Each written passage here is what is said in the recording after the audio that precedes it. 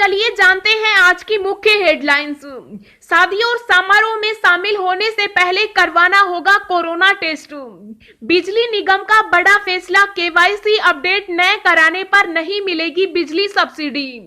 Vaccine को लेकर आई अच्छी खबर, 30 करोड़ लोगों को मिलेगी फ्री वैक्सीन।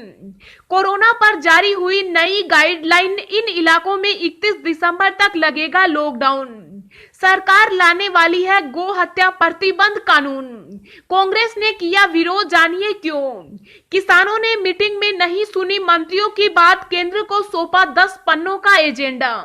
जी हां दोस्तों, और भी बहुत बड़ी काम की खबरें निकल कर आ रही है, इसलिए वीडियो को लास्ट तक जरूर देखना। तो चलिए जानते हैं एक एक करके तमाम बड़ी खबरों को। पर इससे पहले अभी तक आपने इस वीडियो को लाइक नहीं किया तो लाइक कर दीजिए। तो चलिए वीडियो शुरू करते हैं। शादी और समारोह में शामिल होने से पहले करवाना होगा कोरोना टेस्ट। जी हां, शादी और अन्य समारोह करवाने से पहले अब लोगों की संख्या की सूची के साथ उनके कोरोना टेस्ट करवाने होंगे। इसके बाद ही प्रशासन आयोजन की अनुमति देगा। समारोह में शामिल होने वाले लोगों की सूची आयोजन से एक सप्ताह पहले उपमंडल कार्यालय में अनुमति पत्र के साथ संलग्न करनी होगी। कोरोना संक्रमण के ज्यादा मामले आने के बाद प्रशासन ने यह निर्णय लिया है। खुशखबरी, जनवरी तक भारत में भी आ जाएगी कोरोना वैक्सीन, अंतिम चरण में ट्रायल। जी हां, कोरोना वैक्सीन को लेकर एक राहत भरी खबर सामने आई है। एम्स के निदेशक डॉक्टर रणदीप गुलेरिया ने बयान दिया है कि भारत में कोरोना वैक्सीन का ट्रायल अंतिम चरण में है। उम्मीद है कि इस महीने के अंत तक या अगले महीने की शुरुआत में हमें सफलता मिल सकती है। डॉक्टर गुलेरिया ने कहा कि उम्मीद है कोरोना की वैक्सीन जनवरी तक देश में भी आ जाएगी। हालांकि उन्होंने कहा कि इसके लिए भारतीय नियामक अधिकारियों से आपातकालीन इजाजत मिलनी चाहिए ताकि जनता को वैक्सीन देना शुरू किया जा सके। सीएससी रिपोर्ट, देश के 13 ब्रांड में से 11 के शहद शुद्धता जांच में फेल मिला रहे शुगर सिरप। जी हां, कोरोना काल में इम्यूनिटी बढ़ाने पर सभी जोर दे रहे हैं। इसके लिए कई लोग शहद का भी इस्तेमाल करते हैं, लेकिन ये शहद फायदा पहुंचाने की बजाय आपके शरीर पर नकारात्मक प्रभाव भी डालता है, क्योंकि कई कंपनियां इसमें मिलावट कर रही हैं, जिसको लेकर centre for science and environment ने एक रिपोर्ट जारी की है। इस रिपोर्ट में पाया गया है कि 77% कंपनियों का शहद एकदम शुद्ध नहीं है, उसमें चीनी समेत कई चीजों की मिलावट की जा रही है। सीएससी की रिपोर्ट के मुताबिक उन्होंने 13 कंपनियों का सैंपल लिया था, जिसमें डाबर, पतंजलि समेत कई ब्रांड शामिल थे। जर्मनी में हुई इस जांच में 11 कंपनियों के शहद शुद्धता जांच में फेल हो गए। भारतीय कानून के तहत स्थानीय स्तर पर बिकने वाले शहद के लिए एनएमआर जांच की जरूरत नहीं होती, लेकिन जो शहद विदेशों से आते हैं उसके लिए ये जांच जरूरी है। हालांकि डाबर और पतंजलि ने इस जांच पर ही सवाल उठा दिए। कंपनियों का कहना है कि इस जांच का मकसद हमारे ब्रांड्स की छवि खराब करना है और ये प्रायोजित लगती है। कंपनियों ने दावा किया कि हम भारत में ही प्राकृतिक तौर पर मिलने वाला शहद इकट्ठा करते हैं और उसी को बेचते हैं। इसे बिना चीनी या कोई चीज मिलाए पैक किया जाता है। वैक्सीन को लेकर आई गुड न्यूज, 30 करोड़ लोगों को मिलेगी फ्री वैक्सीन। जी हां, देश में कोरोना वायरस का कहर थमने का नाम नहीं ले रहा। इस वायरस के खात्मे के लिए वैक्सीन के लिए विश्व ही नहीं भारत में भी शोध चल रहे हैं। सीरम इंस्टीट्यूट ऑफ इंडिया और भारत बायोटेक की वैक्सीन भी तीसरे फेज के एडवांस स्टेज में पहुंच गई, जिसके बाद शायद इसे भारत में मंजूरी मिल सके। एडवांस फेज में पहुंचते ही केंद्र सरकार ने वैक्सीन के वितरण की रणनीति भी तैयार कर ली है। सूत्रों की माने तो सबसे पहले वैक्सीन कोरोना की जांच व मरीजों के इलाज में लगे स्वास्थ्य कर्मियों, सफाई कर्मियों के साथ अन्य कोरोना वॉरियर्स के साथ साथ 50 साल से अधिक उम्र के लोगों को फ्री दी जाएगी। इसके अलावा बचे हुए लोगों को वैक्सीन के लिए थोड़ा इंतजार करना पड़ेगा। आपको बता दें कि स्वास्थ्य कर्मियों, सफाई कर्मियों के साथ साथ अन्य कोरोना वॉरियर्स के साथ 50 साल से अधिक उम्र के लोगों को मिलाकर देश में करीब 30 करोड़ लोग हैं। इन लोगों को सरकार फ्री में वैक्सीन लगाने वाली है। किसानों ने मीटिंग में नहीं सुनी मंत्रियों की बात, केंद्र को सौंपा 10 पन्नों का एजेंडा। जी हां, नए कृषि कानूनों के खिलाफ विज्ञान भवन में चल रही किसानों और मंत्रियों की पहले राउंड की बैठक समाप्त हो गई। मीटिंग में किसान जत्थेबंदी मंत्रियों पर भारी पड़ गए। उन्होंने मंत्रियों की एक बात न सुनी और 10 पन्नों का एजेंडा केंद्र को सौंप दिया। बता दें कि पंजाब और हरियाणा के अंदरूनी इलाकों से आए हजारों किसान दिल्ली की सीमाओं पर 26 नवंबर से विरोध प्रदर्शन कर रहे हैं। वे हरियाणा की सिंघू टीकरी सीमा और उत्तर प्रदेश की गाजियाबाद और चिल्ला सीमाओं पर डेरा डाले हुए हैं। विरोध प्रदर्शन का आज 8वां दिन है और किसान नेताओं ने एक बार फिर अपनी मांगों को दोहराया है। दोस्तों, अगली खबर जानने से पहले आपसे एक रिक्वेस्ट है कि इस वीडियो को बनाने में मुझे बहुत ज्यादा मेहनत लगती है, तो इस मेहनत के लिए वीडियो को एक छोटा सा लाइक जरूर करें।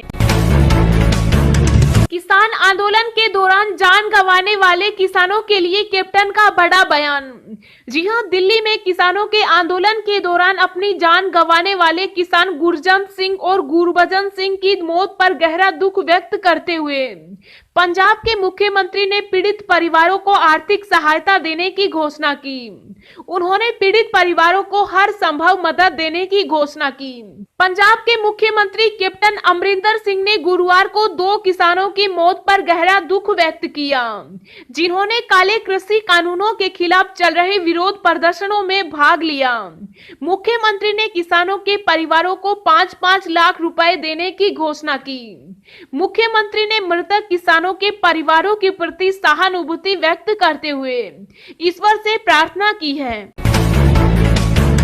कोरोना पर जारी हुई नई गाइडलाइन, इन इलाकों में 31 दिसंबर तक लगेगा लॉकडाउन। जी हां, ऐसे व्यक्ति जो कोविड-19 पॉजिटिव पाए गए, उनके संपर्क में आने वाले सभी लोगों की सूची बनाई जाएगी। उनको क्वारंटाइन किया जाएगा। चिकित्सा विभाग हर दिन सभी पॉजिटिव केस की सूची नजदीकी थाने में जमा कराएगा। पुलिस पॉजिटिव मामलों की निगरानी राज कोविड इन्फो ऐप से करेगा। पॉजिटिव मरीज घर पर ही रहे, इसके लिए पुलिस समय समय पर घर का दौरा भी करेगी। वैक्सीन से कोई नहीं चूके, जापान, अमेरिका, चीन में लग रहा मुफ्त टीका। जी हां, कोरोना से बचाव के लिए टीकाकरण अभियान से पहले कई देश की सरकारों ने कड़े कदम उठाने शुरू कर दिए। सरकार चाहती है कि कोई भी नागरिक वैक्सीन लगने से छूट न जाए, ताकि महामारी को जड़ से खत्म किया जा सके। इसके लिए अभी से कई तरह की सख्तियां लागू करने की तैयारी शुरू हो गई। ब्रिटेन, रूस, ऑस्ट्रेलिया समेत कई देशों ने हर व्यक्ति को वैक्सीन लगाना सुनिश्चित करने के लिए नियम बनाए हैं। वहीं अमेरिका और जापान जैसे देशों में लोगों को वैक्सीन मुफ्त लगाने की तैयारी की जा रही है। ब्रिटेन की सरकार ने फाइजर की वैक्सीन के इस्तेमाल को मंजूरी दे दी है। संभवतः अगले सप्ताह से लोगों को टीका लगाने का काम शुरू होगा। किसानों के मुद्दे पर सियासत जारी, सपा और कांग्रेस ने बीजेपी पर साधा निशाना। जी हां, नए कृषि कानून के खिलाफ चल रहे किसानों के आंदोलन पर विपक्षी दलों ने सियासत शुरू कर दी। इस मुद्दे को लेकर समाजवादी पार्टी ने राष्ट्रीय अध्यक्ष अखिलेश यादव और कांग्रेस की प्रभारी प्रियंका गांधी वाड्रा से बीजेपी पर निशाना साधा। अखिलेश यादव ने ट्वीट कर कहा कि जब बेबस किसान की न सुनी जाती फरियाद, हुकूमत की गरूर की वो हिला देते हैं बुनियाद। अखिलेश यादव ने कहा कि हम कृषि कानूनों के इस संघर्ष में अपने अन्नदाता भाइयों के लिए आटा, दाल, चावल की कमी नहीं होने देंगे। हम सपा के कार्यकर्ताओं और आम जनता से अपील करते हैं कि वो अन्नदाता की हर संभव मदद करें। डॉक्टरों से विशेष आग्रह है कि वो बुजुर्ग किसानों का ख्याल रखें। सरकार को किसानों की बात सुननी होगी। उधर कांग्रेस प्रभारी प्रियंका गांधी ने ट्वीट कर कहा कि बीजेपी सरकार के मंत्री और नेता किसानों को देशद्रोही बोल चुके हैं, आंदोलन के पीछे इंटरनेशनल साजिश बता चुके हैं। आंदोलन करने वाले किसान नहीं लगते बोल चुके हैं, लेकिन आज बातचीत में सरकार को किसानों की सुननी होगी। देश के इन दो राज्यों में कोरोना की दूसरी लहर हुई भयंकर टेंशन में सरकार। जी हां, जुलाई के बाद से भारत में रोजाना आने वाले कोरोना के मामलों की संख्या कम होती जा रही है, लेकिन देश के दो राज्य अब चिंता का कारण बने हुए हैं। मध्य प्रदेश और राजस्थान ने इस सप्ताह संक्रमण में भारी वृद्धि दर्ज की है। गूगल के आंकड़ों के अनुसार दिवाली के उत्सव के 2 सप्ताह बाद यहां पर मामलों में तेजी देखी गई। दूसरी लहर पहले से मजबूत हो गई। पिछले 7 दिनों में सक्रिय कोरोना वायरस के मामलों में मध्य प्रदेश 24% और राजस्थान में 21% की वृद्धि हुई, जबकि गुजरात में यह संख्या 9% बढ़ गई। सक्रिय मामलों में सबसे अधिक छलांग महाराष्ट्र में दर्ज की गई थी। अधिकांश राज्यों में सितंबर के अंत से गिरावट दर्ज की गई। अब इस राज्य की सरकार लाने वाली है गो हत्या प्रतिबंध कानून। कांग्रेस ने किया विरोध, जानिए क्यों। जी हां, कर्नाटक सरकार जल्द ही राज्य में गो हत्या प्रतिबंध कानून ला सकती है। इसके लिए तैयारियां भी शुरू कर दी गई। बता दें कि कर्नाटक के पशुपालन मंत्री प्रभु चौहान यूपी और गुजरात का दौरा भी करने वाले हैं। चौहान यहां आकर इस कानून को लेकर विचार विमर्श करेंगे। हाल ही में चौहान ने कहा था कि वे जल्द ही गो हत्या पर लगाम लगाने के लिए गो हत्या विरोधी बिल लाएंगे। बदलते समय से चलने लगी ये ट्रेनें समय से पहुंचे, रिजर्वेशन कराते समय ट्रेनों का शेड्यूल रखे ध्यान। जी हां, 1 दिसंबर से ट्रेनों के समय में किए गए बदलाव के बाद धीरे धीरे कई अन्य ट्रेनों के समय में भी बदलाव की घोषणा की जा रही है। इसके तहत रेलवे ने यात्रियों को आगाह किया है कि वह अपनी ट्रेनों के स्टेशनों पर पहुंचने के संशोधित समय के हिसाब से ही पहुंचे, जिससे कोरोना संक्रमण में बेवजह की समस्या से बच सके। भारत पर हमला अब तक की सबसे बड़ी साजिश, अमेरिका ने किया खुलासा।